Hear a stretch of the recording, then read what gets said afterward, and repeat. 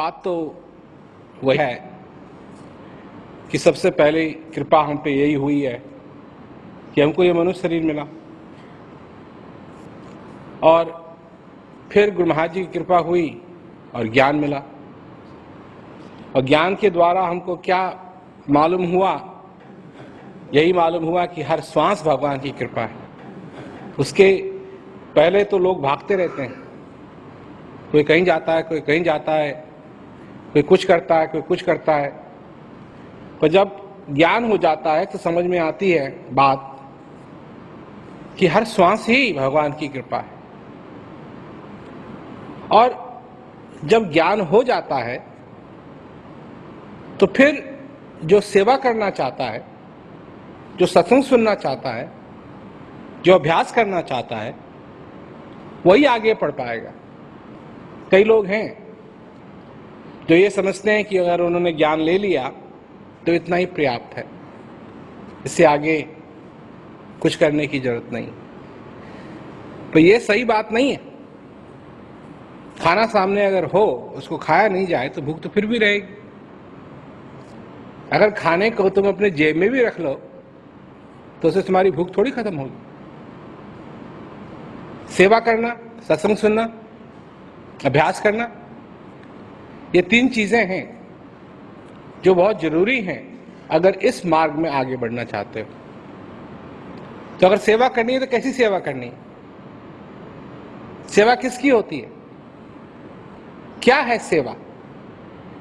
तो सेवा होती है गुरु महाराज जी की। तार तो गुरु महाराज जी के साथ बंधा है ना। कितनी बार मैं समझाता हूं लोगों को कि अगर कोई पोस्टमैन तुम्हारे लिए चिट्ठी लाए और उस चिट्ठी में लिखा हो, प्रिय मैं तुमसे प्यार करती हूं, तुम कितने सुंदर हो, तुम कितने अच्छे हो, और ये सारी बातें उसमें लिखी हो, तो तुम पोस्टमैन को गले लगा लोगे? चिट्ठी तो उसी ने दी ना, पोस्टमैन ही ने दी ना चिट्ठी, तो पोस्टमैन को गले लगा लोगे? पोस्टमैन से कहोगे कि मेरे को नहीं मालूम था कि तेरे विचार मेरी प्रति इतने प्रेम से भरे हुए हैं? नहीं, तुमको मालूम है कि चिट्ठी मिली तुमको पोस्टमैन से, पर पोस्टमैन ने चिट्ठी नहीं लिखी। पोस्टमैन की चिट्ठी नहीं है, चिट्ठी है उसकी जिसने लिखी। अब ज्ञान तुमको किसी के द्वारा भी हो, परंतु ज्ञान उसका नहीं है जो तुमको दे रहा है, ज्ञान उसका है जिसका है। गुरु महाराज जी का है ज्ञान। तो अगर तार ज्ञान से बंधा है गुरु महाराज जी के प्रति, तो फिर सेवा का नाता भी गुरु महाराज जी के प्रति होना चाहिए, सत्संग का नाता भी गुरु महाराज जी के प्रति होना चाहिए। होना ऐसा चाहिए कि गुरु महाराज जी का सत्संग सबके पास जाए, प्रेमी लोग गुरु महाराज जी की सेवा करें, गुरु महाराज जी से तार बांधे। तो धीरे धीरे धीरे करके हमने सब कुछ बदल दिया। विदेश में भी बहुत सारे महात्मा लोग रहा करते थे, उनको भी हमने कहा बाय बाय। हिंदुस्तान में भी बहुत सारे महात्मा थे, हमने कहा बाय बाय। अच्छा, जब मैंने ये किया तो लोगों ने समझा कि ये तो बहुत ही खराब कर रहे हैं, अब प्रचार कैसे होगा? अब प्रचार कैसे होगा? तो हमने ज्ञान कुंजी बनाई। ज्ञान कुंजी बनाई, जितने लोगों ने ज्ञान कुंजी से ज्ञान लिया है वो ज्यादा हो गए हैं अब बनिस्बत उससे पहले जिन्होंने महात्माओं से ज्ञान लिया। मुसलमान लोगों के बीच में तो ज्ञान कभी था नहीं, और उनके देशों में ज्ञान ले जाना ये बात संभव थी नहीं। आज हो रहा है, आज हो रहा है। लेबनान में, इजराइल में, गाजा में प्रेमी हैं, सीरिया में प्रेमी हैं, जॉर्डन में प्रेमी हैं। अभी एक जिज्ञासु है ईरान में, पाकिस्तान में हो गया प्रचार, सऊदी अरेबिया में हो गया प्रचार। मुसलमान लोग हैं, सुनते हैं, बड़ा अच्छा लगता है उनको, ज्ञान लेते हैं, सेवा करते हैं, अभ्यास करते हैं। चाइना में, जहां असंभव समझो, असंभव वहां प्रचार हो रहा, दिन रात प्रचार हो रहा। और प्रेमी भी, इतना प्रेम उनका कि पूछो मत। आते हैं, दर्शन करते हैं, रोते हैं, हंसते हैं, मतलब इतना प्रेम है उनका कि पूछो मत। तो ये सब कैसे संभव हुआ? श्री महाराज जी यही चाहते थे कि मैं संसार में प्रचार फैलाऊं, पर जब मैंने देखा कि जो हमारे पास जो औजार थे उनसे प्रचार नहीं फैल सकता था।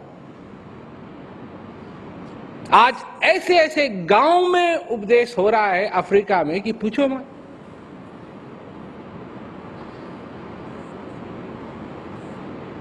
तो धीरे धीरे करके सारे संसार में, अब साउथ अमेरिका की तो मैं क्या बात बताऊं तुमको,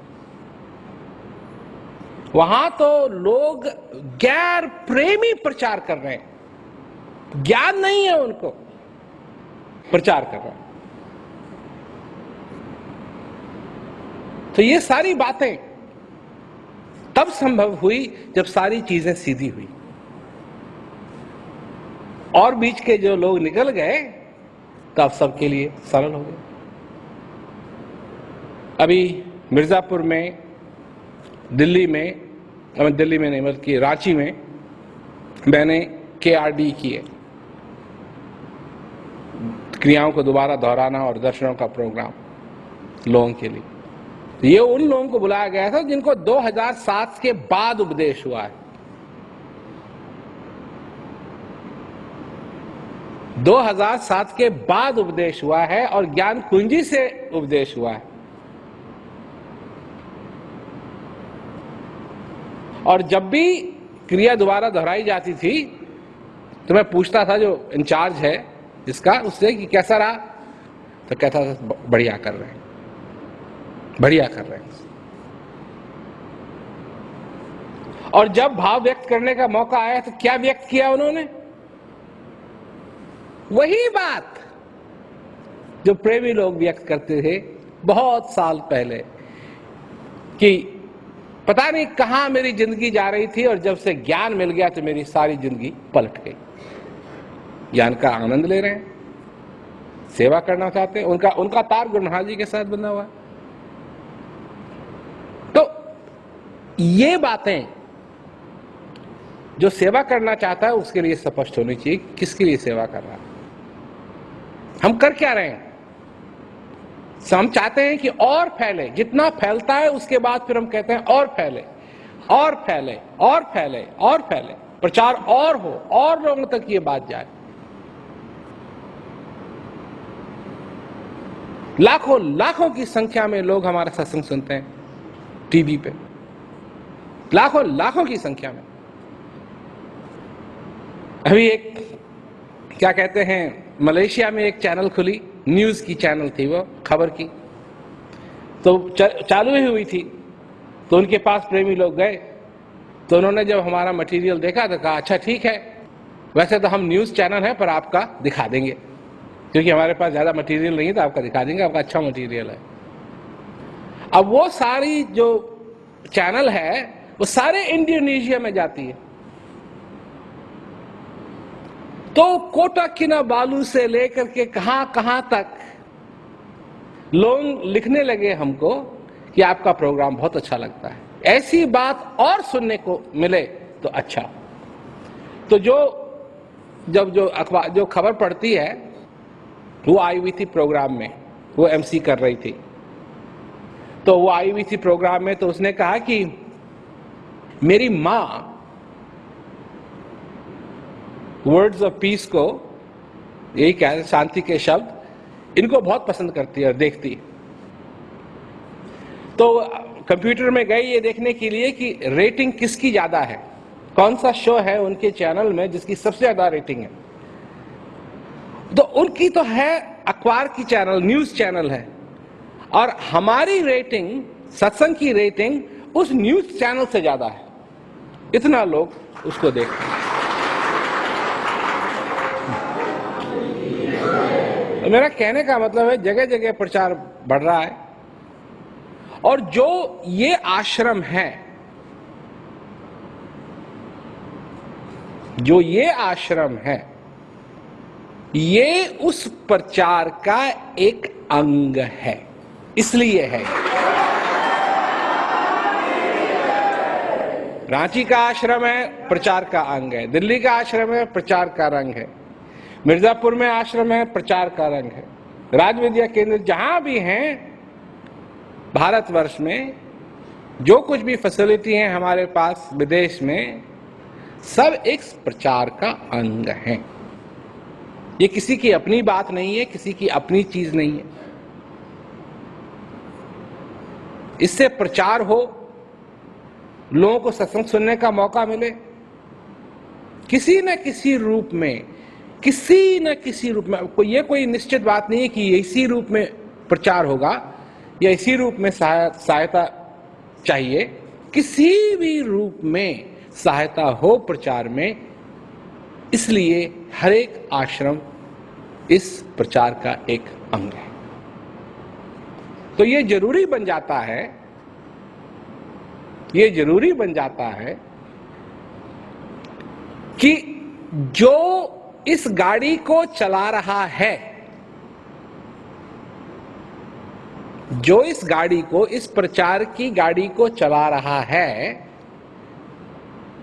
उसके अधीन ये सारी चीजें हों। सही बात है ना? अब अगर एक्सीलरेटर दे दी जाए किसी और को, बस में गैस पेडल दे दिया जाए किसी और को, गाड़ी की चाबी दे दी जाए किसी और को, स्टीयरिंग दे दिया जाए किसी और को, और क्या कहते हैं हॉर्न दे दिया जाए किसी और को, तो कितनी देर चलेगी वो बस? इसीलिए एक ही ड्राइवर होता है। वो ड्राइवर कहां बैठता है? आगे बैठता है, ताकि वो देख सके और देख करके गाड़ी चला सके। इस प्रचार कार्य में कौन चला रहा है ये बस? प्रचार की बस मैं चला रहा हूं।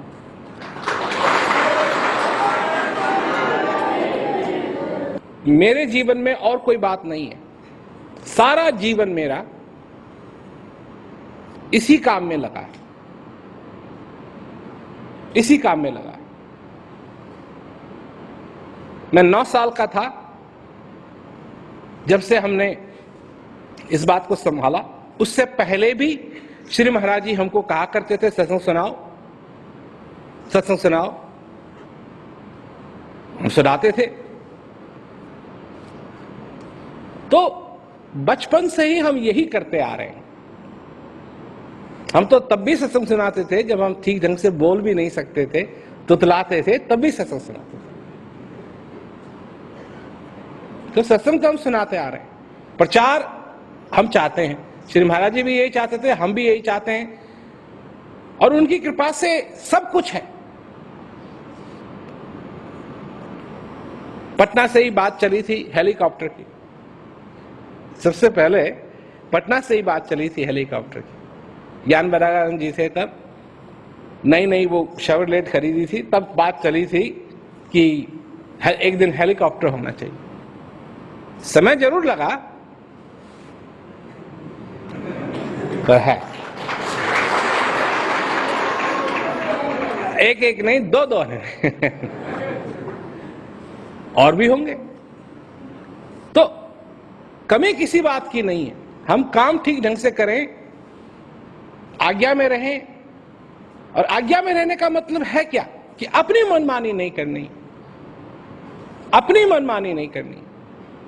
अब लोग करते हैं, अब जो लोग करते हैं, तो मैं ये कहता हूं कि अभी तो गुरु महाराज जी जीवित है, तुम मनमानी कर कैसे सकते हो? ये कैसे संभव है? अब कोई नहीं है जिंदा तो उसके नाम पे कुछ भी करते हैं लोग। प्रेम से प्यार से ये मौका मिला है, प्रेम से प्यार से ये जीवन मिला है, प्रेम से प्यार से ये ज्ञान मिला है।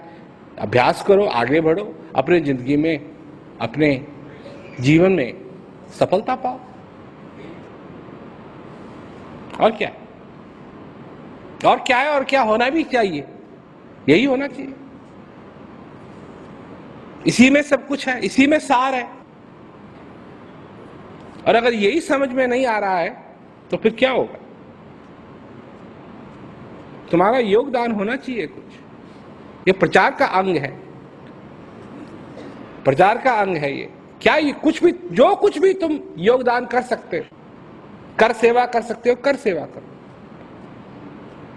फिर आज्ञा में बंध के अच्छी तरीके से ये सारे काम होने चाहिए, तभी जाकर के आगे बढ़ोगे इस मार्ग में, सेवा सत्संग और भजन के मार्ग में, तभी आगे बढ़ सकोगे। और जब ये सारी चीजें अच्छी होती हैं, ठीक होती हैं, तो उसकी खुशी कहां प्रकट होती है? यहां नहीं, इसकी खुशी यहां प्रकट होती है, हृदय में इसकी खुशी प्रकट होती है। और जब वो खुशी प्रकट होती है तो वो है सच्ची खुशी। इसकी खुशियां सच्ची नहीं है। मन, दिमाग ये दुनिया की तरफ का है और दुनिया की तरफ भागता है, मुझे ये चाहिए, मुझे ये चाहिए, अब ऐसा होना चाहिए, वैसा होना चाहिए, वैसा होना चाहिए, ये सारी चीजों को लेकर। और ये प्रभु की भक्ति में भागता है। हृदय को प्रभु चाहिए, दिमाग को, मन को दुनिया चाहिए। जो कुछ भी तुम चाहते हो अपनी जिंदगी के अंदर, इसका निर्णय तुम्ही को लेना है। अगर भक्ति मार्ग चाहते हो, सेवा सत्संग और भजन ज्ञान तुमको पहले से मिला हुआ है। और अगर और बातों में लगना चाहते हो तो और बातें हैं, फिर उनका कोई नतीजा जो है उसकी कोई गारंटी नहीं। हम कहते हैं सेवा सत्संग भजन करो, तुम्हारा जीवन आनंद से भर जाएगा, इस बात की हम गारंटी देते हैं। और दुनिया की क्या गारंटी देती है? कुछ गारंटी नहीं देती। और जो दुनिया के पीछे पड़े हुए हैं, सब कुछ होने के बाद भी उनको दुख होता है। परंतु जो हृदय की बात है वो है प्रभु की भक्ति, उसमें आनंद है और अपार आनंद है।